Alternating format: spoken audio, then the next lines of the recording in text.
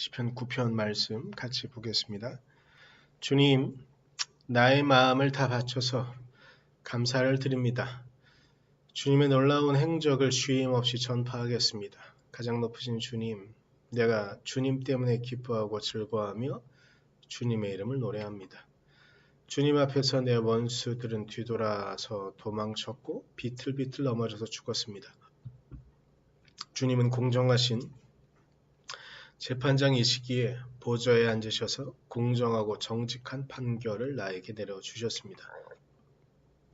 주님께서 이방 나라들을 문책하시고 악인들을 멸하시며 그들의 이름을 영원히 지워 버리셨습니다. 원수들은 영원히 자취도 없이 사라졌습니다. 주님께서 그 성읍들을 뿌리째 뽑으셨으므로 아무도 그들을 기억조차 못하게 되었습니다.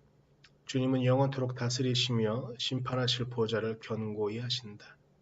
그는 정의로 세계를 다스리시며 공정하게 만백성을 판결하신다.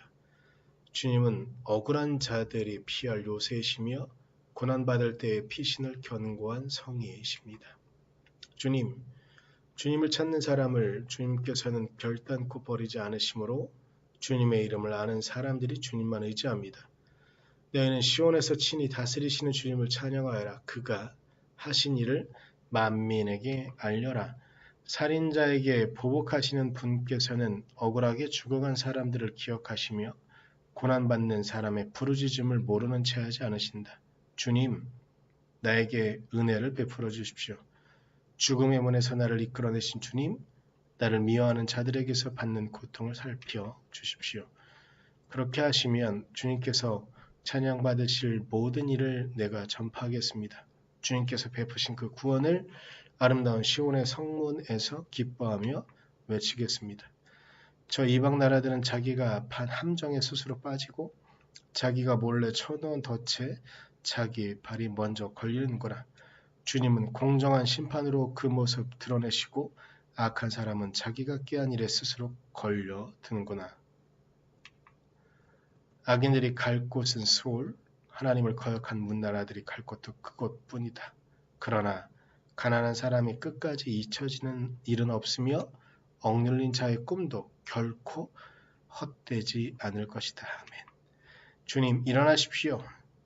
사람이 주님께 맞서지 못하게 하십시오. 주님께서 저 이방 나라들을 심판하십시오. 주님, 그들을 두려움에 떨게 하시며 자신들이 한낱 사람의 지나지 않음을 스스로 알게 하여 주십시오. 셀라.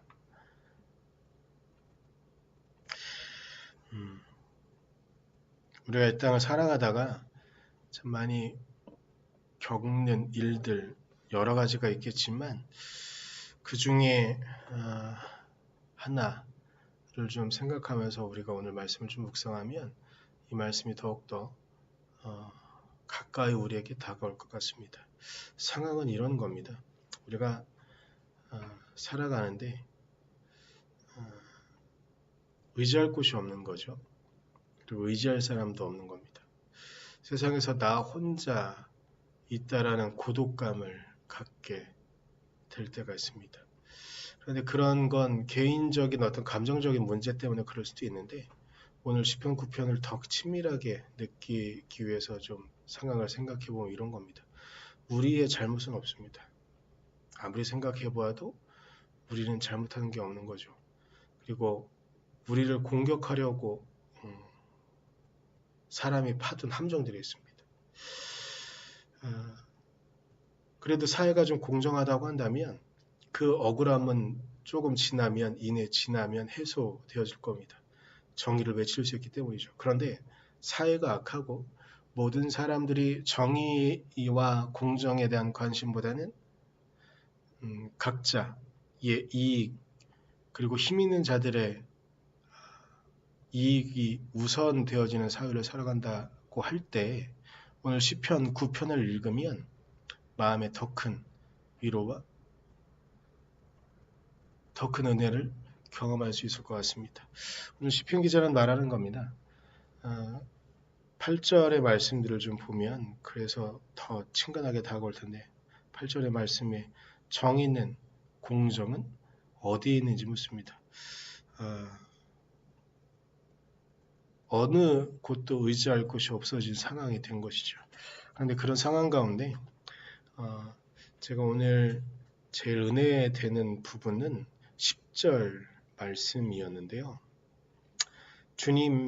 주님을 찾는 사람을 주님께서는 결탄코 버리지 않으심으로 주님의 일을 아는 사람들이 주님만 의지합니다.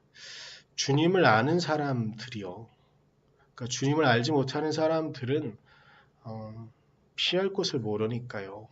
의지할 곳을 모르니까 주님의 이름을 모르겠죠. 부를 수 없겠죠. 그런데 주님의 이름을 아는 사람들, 주님의 이름을 아는 사람들은 주님만 의지합니다라고 10절에서 고백하고 있습니다. 우리도 어찌 보면 공정하지 않은 사회에서 그리고 주변에 있는 이들이 이유 없이 우리를 참수하고 고발할 때에 우리가 주님의 이름을 안다고 한다면 주님을 의지하고 주님을 찾을 수 있을 것입니다. 그러면서 다윗이 9절에 이렇게 말하는 거죠. 주님은 억울한 자들이 피할 요새이시고 고난받을 때에 피신할 견고한 성이십니다라고 말합니다. 우리가 억울하고 힘들 때 우리가 주님의 이름을 알기에 주님을 찾고 억울한 우리가 피할 요새가 되시는 분, 고난받을 때에 피신할 견고한 성이 되어주시는 분을 찾아 피하고 주님의 말씀으로 정의와 공정이 살아난 때에 주님의 이름이 더욱더 널리 알려지고 우리도 또한 주님의 이름을 높이 찬양할 수 있는 우리가 되어지기를. 그래서 결국은 정의가 공정이 주님의 이름으로 행해지는 그날을 기대할 수 있는 우리가 되어지기를 소망해 봅니다. 기도하겠습니다.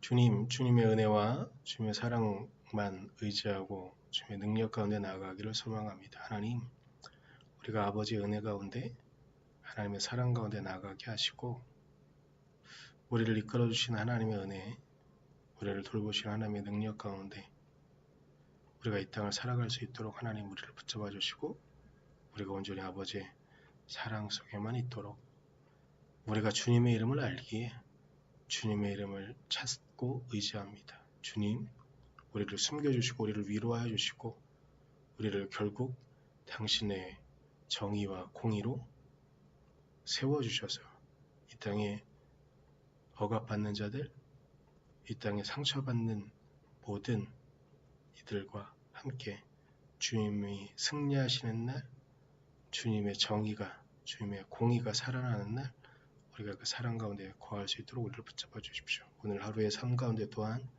그렇게 함께 하시는, 그렇게 세워주시는 주님의 은혜가 우리 선한 목적의 성도들과 함께 하시길 소망하며 예수님의 이름으로 기도드렸습니다. 아멘.